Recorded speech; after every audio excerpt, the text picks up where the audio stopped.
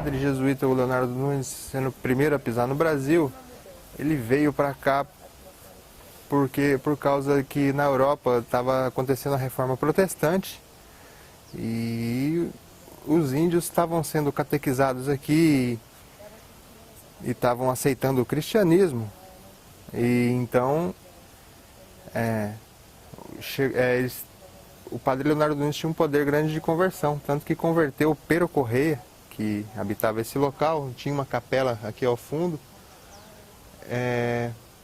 e nessa capela de 1530, não tem a data específica, mas é entre 1534 a 1537, que o Pero Correia tinha uma capela aqui e ele tinha o nome de caçador de índios.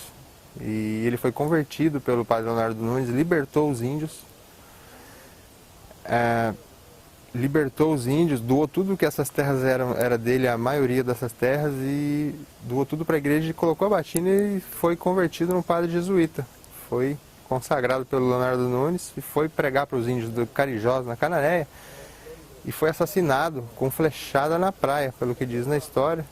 Talvez por os índios Carijós na Cananéia já tinham aliança com espanhóis, e talvez por essa influência desses espanhóis, esses índios mataram o Pero Correia, que deixou muita documentação de doação para a igreja, e o Leonardo Nunes foi levar essa documentação para o rei de Portugal, e essa caravela afundou próximo a Espírito Santo, e o padre Leonardo Nunes morreu no naufrágio com toda essa documentação deixada pelo Pero Correia e registros dessa região, que hoje a gente ia ter muita informação do Leonardo Nunes. Ele ia ser mais reconhecido do que a história conta dele.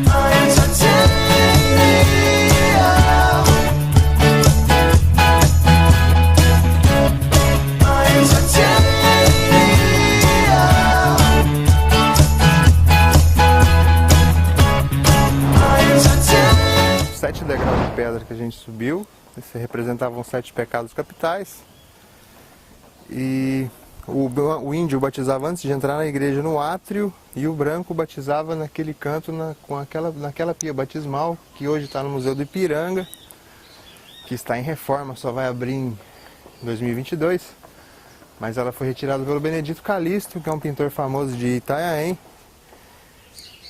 que gostava muito da história dessas ruínas e além da história da região toda. Ele retirou essa pia, ele fez um curso de fotografia e trouxe uma das primeiras máquinas fotográficas para o Brasil. Ele tirou uma foto das ruínas e pintou por cima, pintava por cima daquela foto preta e branca. E então aqueles ossos do sambaquis, aqueles vestígios de conchas, eram encontrados nesse terreno. Encontrou ossos dele. É um sítio arqueológico entre os 22, um dos 22 sítios arqueológicos da cidade de Peruíbe. E essas conchas, desses montes de conchas, os portugueses usavam nas construções, nas igrejas, nos fortes e nos casarões, entre outras tipo de construção, que essas conchas eram trituradas, maceradas e conchas inteiras também usadas com uma mistura de terra-areia, óleo de baleia e açúcar mascavo.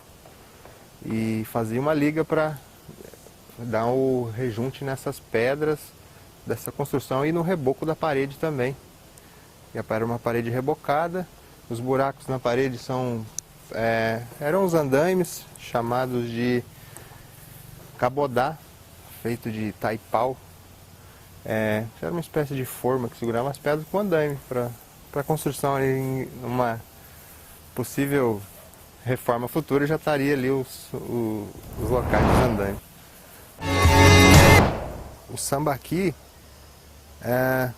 tinha os seus hábitos de seus montes de conchas, ossos de peixe e animais, mamíferos, e neste local era onde os índios faziam seu depósito de lixo, que era uma espécie de sambaqui. Então daí que vem a teoria de que ou o índio miscigenou com o sambaqui,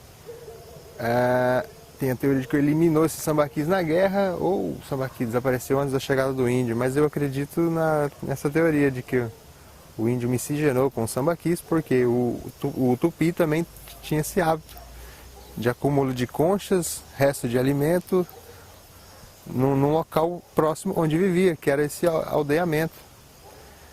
E foi aqui que foi encontrada a maioria desses 31 mil objetos que foram encontrados em 1990 e 91.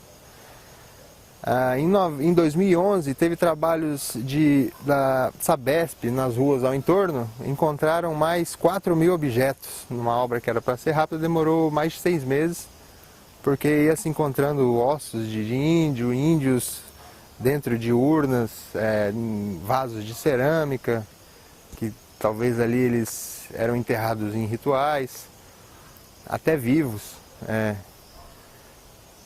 Isso também era os índios, os astecas e os maias, eles também usavam essas formas de enterrar a pessoa em vasos de cerâmica. E o índio daqui também, e teve nos trabalhos arqueológicos aqui de 1990 e 91, teve pesquisadores mexicanos que trabalharam aqui. E eles ficavam impressionados com a quantidade de riqueza que existia nesse sítio arqueológico.